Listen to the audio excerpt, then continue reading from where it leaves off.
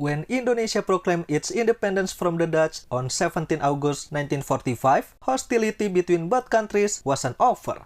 Battles were still fought across the archipelago, and negotiations to hand over all territory possessed by the Dutch were progressing slowly. When the rest of Dutch East Indies territory became full independent as Indonesia, the Dutch retained sovereignty over the western part of the islands of New Guinea and prepared for independence as a separate country. Indonesian nationalists attempted to gain control of western part of New Guinea through the UN, but failed. And since 1954, sporadic military raids were launched into western New Guinea.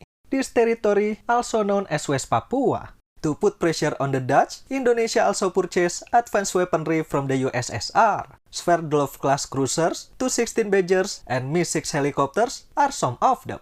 In late 1961, Indonesia's first President Sukarno ordered the establishment of Trikora, the Tri-Komando Rakyat or People's Triple Command, in order to take West Papua from the Dutch by 1 January 1963. The Trikora Operational Command was called the Mandala Command for the Liberation of West Irian, or just Mandala Command in short, with Major General Suharto as its commander.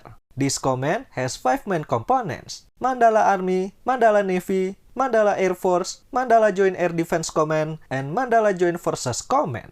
In summer 1962, Indonesian military began planning large-scale amphibious and air assault operation, codenamed Operation Jayawijaya, against the Dutch military stronghold in Biak and central government in Hollandia, now Jayapura.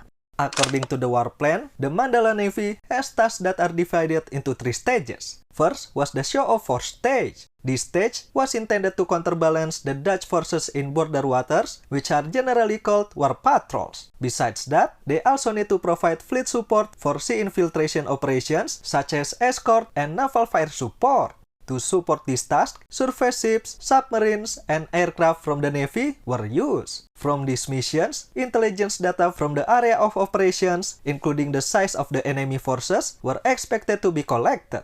Stage 2 was an amphibious operation. For this stage, the Navy must prepare various things to support amphibious operations, including preparation at the staging bases, movement to the target area, amphibious landing, and consolidation.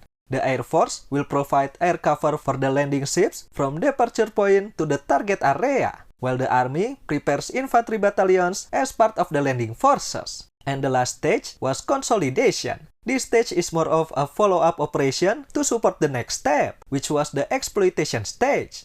On 2 July 1962, a high-level meeting was held at the Army HQ in Jakarta to discuss, plan, and decide the operation scenario. The D-Day was set for 12 August 1962. On D-2, the Air Force would launch bombing missions using Ilyushin Il-28 and Tupolev Tu-16 bombers on all enemy positions in West Papua. On D-Day, a brigade of paratroopers will be dropped on Biak, followed by an amphibious landing of 2 brigades from the Marines and the Army. Approximately, a total of 8,100 troops were involved in the amphibious operation alone. As a reserve, a brigade of paratroopers were prepared to be dropped in Hollandia and Sorong, depending on the situation.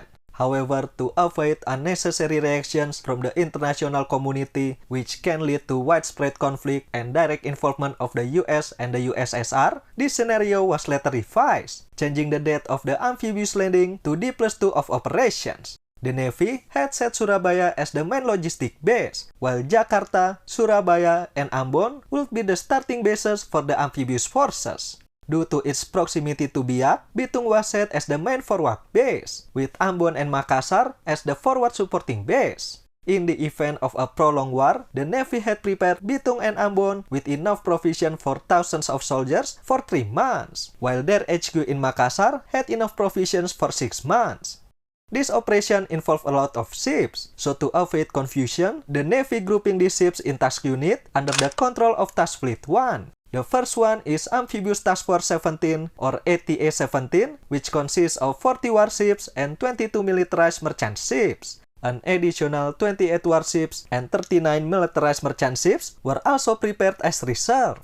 Among these merchant ships, some of them were specially prepared to carry corpses. The Marines call it coffin ships. Second is Submarine Force 15, which consists of 4 Whiskey-class submarines and 1 militarized merchant ship as a tender. Third is Fast Torpedo Boat Force 16, which consists of 8 fast torpedo boats and 2 militarized merchant ships as tender. And fourth is Navy Air Force 17, which consists of 6 Varijenet anti-submarine aircraft and 2 Albatros amphibious aircraft.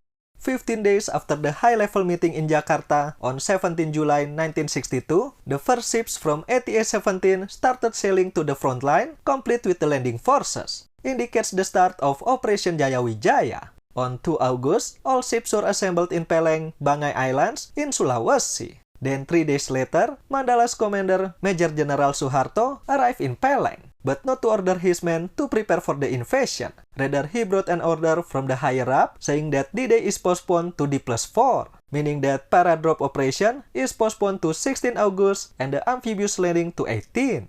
On the 14th, ATA-17 conducted a final landing exercise at Tanjung Biak, about 35 km north of Peleng.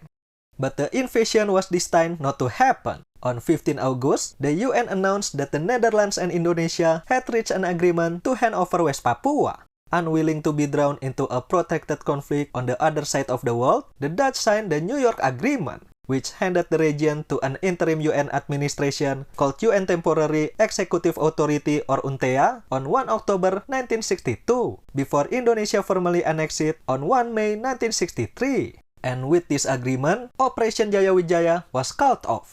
It was probably for the best, because of findings in the field, ports in Ambon and Bitung apparently were not ready to support operations of this magnitude. On both sides, there were no refueling and repair facilities necessary for the operation. Moreover, intelligence data from the target locations were very minimal, which could be disastrous for airborne and amphibious operation. That's it for today. Operation Jayawijaya, the biggest amphibious and airborne force ever assembled by the Indonesian military. I hope you enjoy content that is different from the usual like this one. I heard and read interesting military stories like this a lot, and I want to share it with you if I can. If you like it, I plan to make more of this. Thank you for watching everyone. I'll see you in the next one.